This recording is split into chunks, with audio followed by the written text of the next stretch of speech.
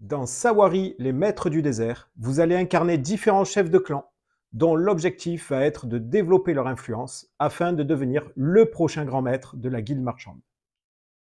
Vous allez pouvoir découvrir tous ces points d'influence sous différents éléments qui composent le jeu. On va avoir premièrement une piste recrue en haut de notre fiche de chef de clan sur laquelle on va pouvoir cumuler des pions recrues comme ici. Et en fin de partie, ça va être la valeur la plus basse visible qui va représenter nos points d'influence. Ici, on aurait un point. Nous avons aussi une piste de stockage qui est identifiée ici, dans laquelle on va mettre ces petits cubes qui sont des artefacts.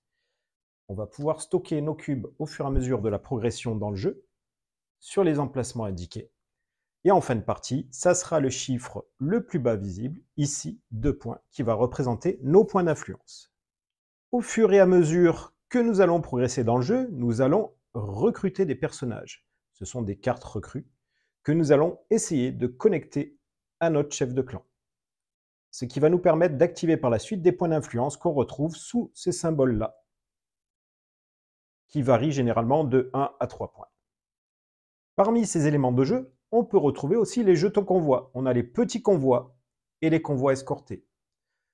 Au verso de ces jetons, on va pouvoir retrouver différents effets de jeu. Ces effets de jeu, donc nous avons les petits convois qui bénéficient de petits bonus, où on va pouvoir aussi retrouver des points d'influence. Là, par exemple, on voit un point. Et on va avoir les convois escortés, qui eux ont des doubles bonus. On va pouvoir aussi retrouver des points d'influence, mais aussi des points négatifs ici en rouge. Chaque chef de clan est asymétrique, c'est-à-dire qu'ils disposent tous d'une capacité de scoring supplémentaire en fin de partie. Dans le cas du diplomate, par exemple, celui-ci pourrait marquer un point supplémentaire par duo de cartes qu'il va avoir sur sa zone de jeu. On va avoir un personnage comme le marchand, qui lui marquerait un point supplémentaire par duo de cubes artefacts qu'il a sur sa zone de jeu. Il existe aussi des cartes capacité de clan qu'on identifie sur leur trait continu en travers de la carte. Ces cartes-là, en fait, sont des capacités de scoring supplémentaires qui sont similaires à celles des chefs de clan. Pour les activer, il va falloir qu'on les connecte de chaque côté. Et si à un moment, on se retrouve avec un cube sur chaque connexion qui a été réalisée, là, ça me permettrait de bénéficier de la même capacité de scoring que le diplomate, c'est-à-dire marquer un point supplémentaire par paire de cartes que j'ai sur ma zone de jeu. Comment se déroule un tour de jeu? C'est très simple. On a 4 actions principales à réaliser dans l'ordre. Première action, ça va être de déplacer mon chameau sur une tuile. Deuxième action, ça va être de récupérer une ressource sur la tuile sur laquelle j'arrive. Troisième action, ça va être de déplacer la guilde. Ce sont les chameaux de couleur rouge que vous voyez ici. Quatrième action, je finis mon tour en recomplétant la zone de recrutement. Il y a une action optionnelle qui est l'activation des effets de jeu, des différents éléments que vous allez collecter, mais on va y revenir plus tard. Ma première action obligatoire est l'action de déplacement. Elle consiste à déplacer notre chameau dans une seule et unique direction jusqu'à la prochaine tuile sur laquelle il y a une ressource. Donc je pourrais venir ici. Je pourrais me déplacer jusqu'à cette tuile-là. Par contre, il faut savoir que les chameaux adverses vont nous gêner dans nos déplacements. Par exemple, je ne pourrais pas me déplacer sur cette tuile-là parce qu'elle est occupée par un autre chameau et elle est bloquante, donc je ne peux pas aller jusqu'à la tuile suivante. On a une tuile particulière qui est la tuile guilde. La tuile guilde, c'est une tuile qui est commune à l'ensemble des chameaux. Je pourrais me déplacer et m'arrêter dessus, même s'il y a plusieurs chameaux, tout comme je pourrais décider de la traverser pour aller jusqu'à la prochaine tuile sur laquelle il y a une ressource. À savoir qu'au fur et à mesure qu'on va progresser dans le jeu, on va avoir des tuiles, dès qu'elles seront vides de ressources, qui vont être retournées sur leur face désert. La face désert, on la reconnaît aux tuiles qui ont cette bordure grise. Ces tuiles-là vont avoir aussi un impact sur vos déplacements. C'est-à-dire que si j'étais là, je ne pourrais pas aller sur la tuile qui est derrière parce qu'elle est occupée, je pourrais aller sur ma droite, sur ma gauche, tout comme je pourrais traverser ici, dans cette direction-là, jusqu'à la prochaine tuile sur laquelle il y a une ressource. Donc j'aurais pu venir jusqu'ici. Les joueurs ont interdiction de s'arrêter, sauf quelques cas particuliers, de s'arrêter sur les tuiles désert. Je ne pourrai pas m'arrêter dessus. Je vais vraiment jusqu'à la prochaine tuile sur laquelle il y a une ressource. On a aussi les tuiles oasis. Les tuiles oasis, c'est la tuile donc que l'on voit ici, vont avoir exactement le même effet que les tuiles guides. C'est-à-dire que je pourrais m'arrêter dessus, même si elle est occupée par d'autres chameaux adverses, tout comme je pourrais la traverser en allant dans la même direction jusqu'à la prochaine tuile sur laquelle il y a une ressource. Ma deuxième action va consister à récupérer obligatoirement une et une seule ressource sur la tuile sur laquelle je suis arrivé suite à mon déplacement. On a trois types de ressources dans le jeu. Nous avons les pions recrues, qui vont permettre de collecter des cartes. On a les cubes artefacts, qui vont permettre d'activer certains effets de jeu, et les jetons convoi, qui sont réversibles et sous lesquels nous avons différents effets de jeu. Quand je récupère un pion recrue sur la zone de jeu, je viens le placer immédiatement sur ma piste recrue, et ça me permet de choisir une des 4 cartes de la zone de recrutement. Ces cartes vont, dans la mesure du possible, être connectées. On va essayer de faire des connexions de couleurs qui vont pouvoir être activées par la suite dans le jeu. Mais je pourrais faire le choix de mettre ma carte d'un autre côté, de ne pas créer de connexion de couleurs de façon à partir sur une couleur différente, sachant que certaines couleurs ont des effets qui varient un petit peu. Si je récupère un cube artefact sur ma zone de collecte, je vais venir le stocker soit ici immédiatement dans ma zone de stockage, sur la valeur la plus basse visible, soit je vais pouvoir venir le déposer directement sur des connexions que j'ai créées et activer les effets adjacents qu'on découvrira par la suite. Si je récupère un jeton convoi sur la zone de jeu, que ce soit jaune, petit convoi ou bleu convoi escorté, qui ont des effets variables, je le récupère et au moment où je le récupère, je vais pouvoir regarder l'effet indiqué en dessous. Puis je prends ce jeton que je vais venir déposer sur ma propre zone de jeu, en attente de pouvoir l'utiliser soit immédiatement, soit plus tard. Alors, précision, quand on arrive sur une tuile, on récupère bien qu'une seule ressource parmi celles qui sont disponibles. Si, à n'importe quel moment dans le jeu, je prends la dernière ressource d'une tuile, je vais immédiatement retourner la tuile sur la face désert. Dans ce cas particulier, je pourrais redéposer mon chameau sur cette tuile, vu que je viens de la vider. Ma troisième action obligatoire va être le déplacement des chameaux guildes. Je vais devoir soit déplacer 2 chameaux une fois, soit un chameau 2 fois. C'est-à-dire, en fait, je vais leur appliquer les mêmes conditions de déplacement que les chameaux des joueurs. Si je décide d'en déplacer 2 une fois, je pourrais déplacer celui-ci dans une unique direction jusqu'à la prochaine tuile sur laquelle il y a une ressource, et à l'identique pour celui-là. Prochaine tuile sur laquelle il y a une ressource, toujours dans la même direction. J'aurais pu décider de déplacer un chameau 2 fois. Donc faire 1 et 2. Vu que c'est un deuxième déplacement, j'ai le droit de changer de direction. À savoir que les chameaux guildes, eux, ont le droit de s'arrêter sur un désert dans leur déplacement. C'est-à-dire que là, j'aurais pu faire 1 et repartir dans cette direction. Et là, pareil, pour mon deuxième déplacement avec ce chameau-là, j'aurais pu m'arrêter dans la guilde, tout comme je peux traverser jusqu'à la prochaine tuile sur laquelle il y a une ressource. Et donc, ça me ferait 2 déplacements. Petit effet particulier des chameaux guildes, entre eux, ils ne se bloquent pas. Et ils ont un effet de jeu qu'on appelle un effet saute-chameau. C'est-à-dire que je pourrais dire, dans mes déplacements, premier déplacement, une fois, deuxième déplacement, 2 fois. La quatrième action va permettre de mettre fin au tour du joueur, c'est-à-dire qu'à la fin de son tour, il va recompléter la zone de recrutement de façon à ce qu'il y ait 4 cartes. Si jamais il n'y a plus de cartes dans la réserve de cartes, on va remélanger les cartes défaussées et reconstituer, toujours pareil, une zone de recrutement à 4 cartes maximum.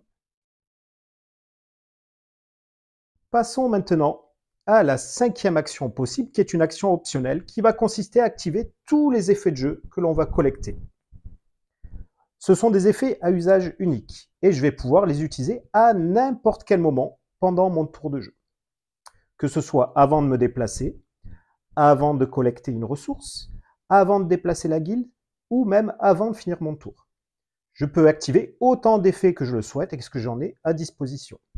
Les différents types d'effets qu'on a dans le jeu, on va avoir ici, sur la zone de stockage, quand on vient stocker des cubes artefacts, on voit que certaines cases sont connectées, ici, à une icône. Ce sont des effets à usage unique que je vais pouvoir utiliser à partir du moment où j'ai un cube au-dessus et que je viens verrouiller avec un petit jeton de ma couleur. Ici, dans le cas de cet effet, que je peux activer immédiatement à partir où je dépose mon jeton, je pourrais déclencher un effet d'espionnage qui est un effet très important dans le jeu qui va me permettre d'aller regarder sous les jetons qu'on voit qui sont sur la zone de jeu, de façon à éviter des points négatifs par exemple, voire même à aller regarder sous un jeton qu'on voit qui est entreposé chez un joueur adverse. Je vais pouvoir aussi, avec les cubes artefacts, en déplacer autant que j'en ai à disposition pour venir activer les effets des cases adjacentes. Ici, je pourrais venir déposer un cube dans cette connexion, ce qui me permettrait là de récupérer un nouveau cube dans la réserve de jeu et de bénéficier de 2 points d'influence supplémentaires en fin de partie. Ce cube, je vais pouvoir immédiatement soit le remettre dans mon stock, soit venir réactiver aussitôt une autre case artefact. Ce qui me permettrait là, en fin de partie, de marquer 3 points d'influence supplémentaires, ce qui est très fort, et de récupérer aussi un jeton d'attaque, que je vous expliquerai par la suite. Nous allons pouvoir utiliser les pions recrues. Ces pions recrues, je peux en défausser de façon à activer les effets qui sont indiqués en dessous. Quand je les défausse, ils sont défaussés vers les emplacements disponibles au niveau de la guilde. S'il n'y a plus de place, je peux toujours activer l'effet, mais ces pions recrues quittent définitivement le jeu.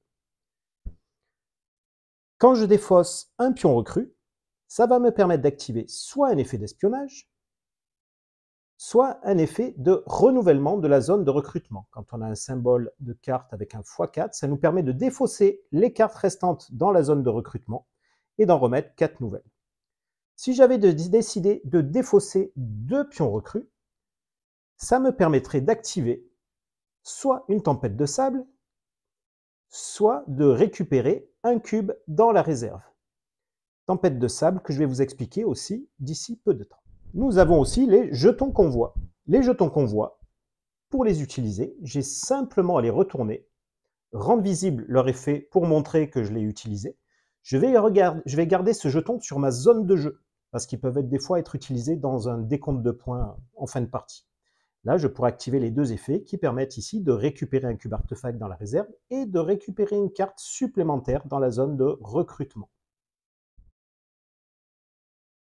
Revenons à un point essentiel de la mécanique de jeu. Dans le jeu, l'intérêt va aussi d'être de freiner les joueurs dans leur déplacement, voire de les bloquer et de leur faire perdre leur tour.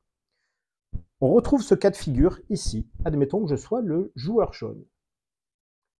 On peut constater que si ça vient à moi de jouer, je ne peux pas me déplacer vers la tuile sur laquelle se trouve le chameau guilde, ni vers la tuile sur laquelle se trouve le chameau vert qui est le chameau d'un joueur. Qu'est-ce qui va se passer? Je vais perdre mon tour, et pour ça, je vais prendre mon chameau, que je vais venir déplacer, soit directement dans la tuile guilde, soit sur une tuile oasis, s'il y en a une de disponible. Pour finir mon tour, je passe directement à la phase de déplacement de la guilde sans bénéficier de l'effet de collecte. Je ne récupérerai pas de ressources sur ce tour-là. Revenons maintenant à certains effets de jeu, comme la tempête de sable. La tempête de sable est un effet de jeu qui va justement vous permettre de vous débloquer dans ces situations-là. C'est-à-dire qu'avec la tempête de sable, l'effet donc que vous pouvez activer ici en défaussant des pions recrues ou que vous aurez sous certains éléments de jeu, cet effet-là va me permettre de déplacer n'importe quel chameau, n'importe où sur la zone de jeu. Que ce soit mon chameau, celui d'un joueur ou même un chameau guilde. Je pourrais dire, en début de tour, je déplace ce chameau à l'opposé de la zone de jeu et je vais pouvoir faire mon action de déplacement et ma collecte normalement. J'aurais pu faire de même avec un chameau guilde que j'aurais expulsé à un autre emplacement de la zone de jeu, ou alors j'aurais pu dire, c'est mon chameau que je déplace, je vais le mettre ici, je me déplace, je collecte, et après je fais mon déplacement guilde avant de finir mon tour. Autre effet de jeu, nous avons les attaques. c'est le jeton que vous avez récupéré tout à l'heure en activant une connexion. Ces effets d'attaque que vous allez retrouver sous certains jetons convoi ou en activant certains effets de cartes qui vous permettront de les collecter, vont vous permettre à un moment d'attaquer soit à partir de votre propre chameau, donc là je pourrais attaquer ce chameau-là, soit à partir d'un chameau guild, donc là avec ce chameau guild je pourrais attaquer ce joueur-là. Donc ça va me permettre d'attaquer des adversaires. Si j'attaque un chameau guild, donc dans ce cas de figure-là, au début de mon tour, je décide d'attaquer le chameau guild de façon à me libérer le passage, je prends le chameau guild et je vais le déplacer directement soit sur une tuile guild, soit sur une tuile oasis, un peu comme dans le cas du blocage. Je pourrais décider aussi d'attaquer le joueur qui est ici, l'attaquer à partir du chameau guild. Là, dans ce cas-là, c'est le joueur qui choisit s'il va se déplacer dans la guilde ou sur une tuile oasis.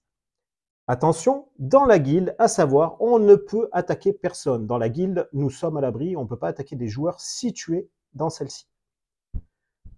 Il y a un effet supplémentaire lorsqu'on attaque un joueur. Une fois que le joueur a déplacé son chameau vers la tuile guilde ou la tuile oasis, il va perdre des cubes de sa zone de stockage. Si en tant que joueur, j'ai subi une attaque, une fois que j'ai déplacé mon chameau soit vers la tuile guild, soit vers la tuile oasis, je vais venir perdre un cube dans ma zone de stockage. Cube que je vais déplacer directement dans la guilde, si j'ai un emplacement de dépose.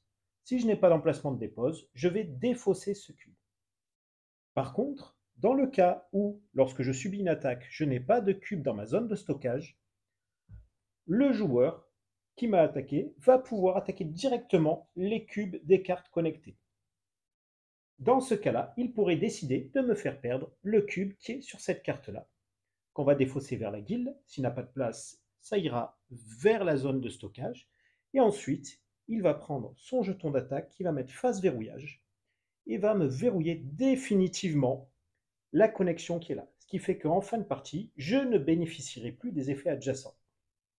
Autre effet des attaques, ils vont permettre de détruire des jetons convoi qui sont sur notre case ou sur une case adjacente. Admettons que je sois dans ce cas de figure-là. Je ne vais pas pouvoir me déplacer à gauche ou à droite, sauf en utilisant bien sûr l'attaque contre les chameaux guild.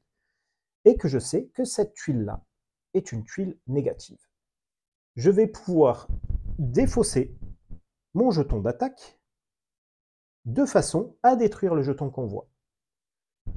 Comme la tuile ressource est vide de ressources, je vais retourner immédiatement la tuile sur sa face désert. Ce qui va me permettre maintenant de faire mon déplacement librement et avancer jusqu'à la tuile guild, voire jusqu'à la tuile suivante. La fin de partie va se déclencher quand il ne restera plus que 6 tuiles face ressources visibles, 7 en comptant la guilde, pour 3 à 4 joueurs. Et on sera à 8 tuiles, 9 en comptant la guilde, sur une partie de 1 à 2 joueurs. On va finir le tour jusqu'à ce que tout le monde ait joué le même nombre de tours et on va passer au décompte des points. Pour le décompte des points, vous avez à disposition, entre autres sur le site de Joujini, une fiche de comptage des points. Elle va vous permettre de suivre dans l'ordre la façon de décompter les points. On va avoir les points liés à la piste recrue, toujours pareil, la valeur la plus basse visible, les points liés au cube stocké dans la zone de stockage, la valeur la plus basse visible, les points qu'on retrouve sur les cartes connectées, les points positifs et négatifs des jetons convoi, les capacités de clan que l'on retrouve en bas des fiches des chefs de clan, et les capacités de clan des cartes connectées, les cartes dont nous avons parlé tout à l'heure où il y a des doubles connexions. Et on peut faire le total du score. Le joueur qui a le plus de points d'influence va remporter la partie. En cas d'égalité sur le premier joueur, c'est celui qui va totaliser le plus de pions recrues et cubes artefacts. S'il y a une nouvelle égalité, l'ensemble de l'équipe a perdu et le maître de guilde reste inchangé. Bon jeu à vous!